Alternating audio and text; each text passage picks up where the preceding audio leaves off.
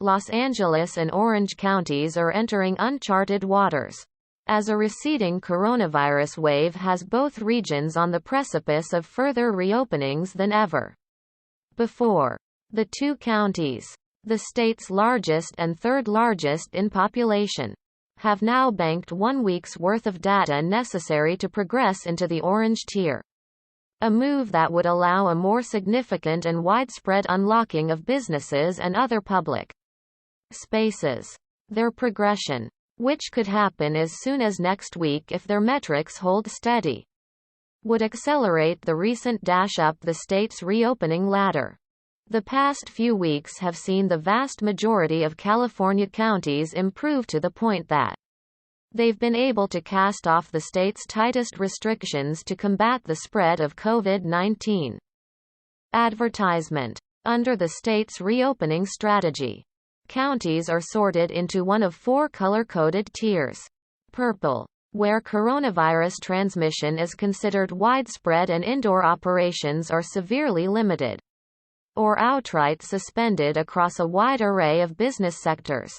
Red, orange, and finally, yellow, where most businesses can be open indoors with modifications.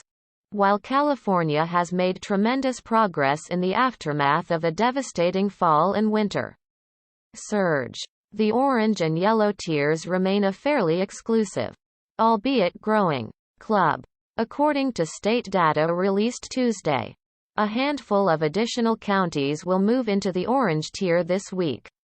San Francisco, Santa Clara, Marin, Trinity, Lassen and Yolo.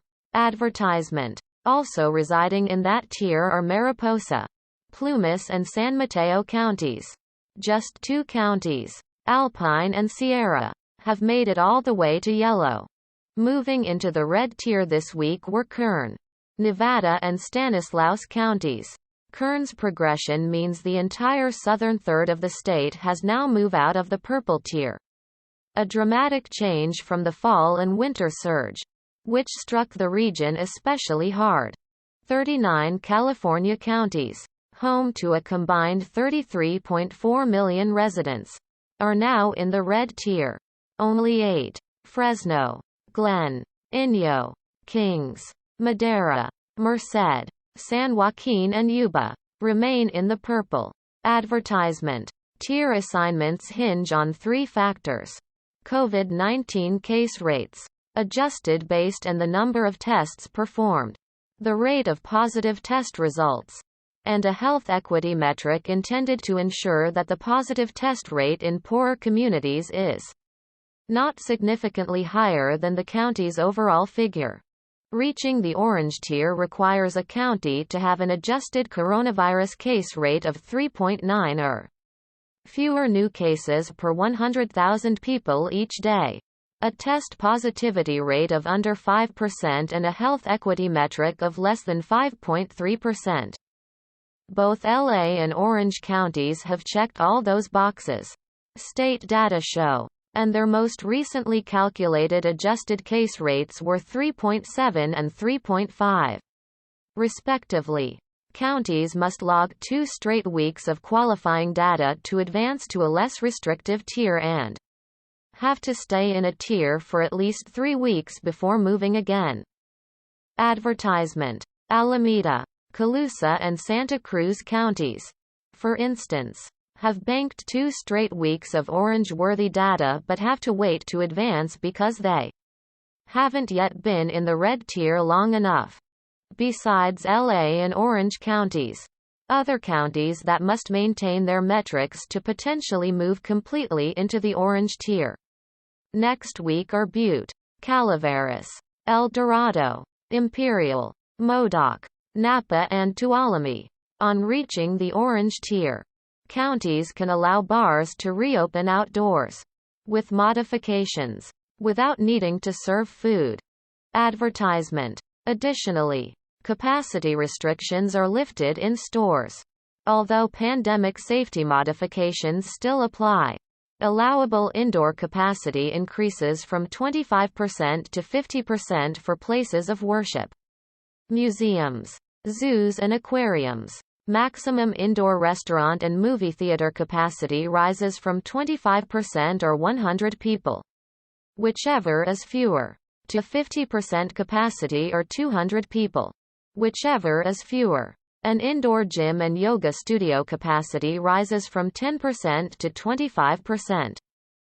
Amusement parks, which can open starting April 1 in red-tier counties, would be allowed to further expand their maximum allowable attendance to 25% capacity.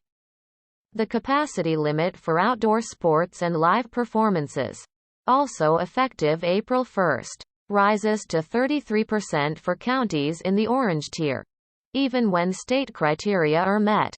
However, counties may choose to maintain stricter reopening rules. Advertisement. The recent sweeping and significant movement of counties through the state's tier system is made possible by two factors: continued progress in the battle against COVID-19, and a new strategy that eases the criteria required to progress as more of the most vulnerable Californians are vaccinated.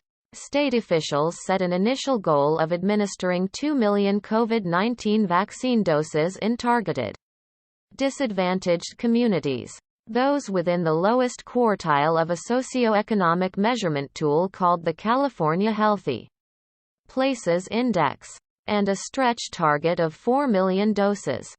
To support that effort, the state is now devoting 40% of its available COVID-19 vaccines to residents in those areas.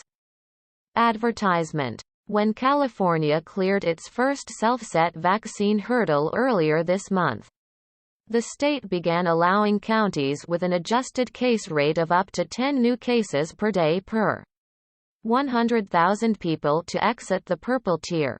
Previously, counties needed to have case rates at or below 7 per 100,000 people to move into the red tier. That lower threshold cleared the way for many counties, including much of Southern California, to enter the red tier quicker than they otherwise would have. Once the state hits 4 million, the threshold to move into the orange tier will be relaxed from a requirement of under 4.0 new cases per day per 100,000 residents to under 6.0.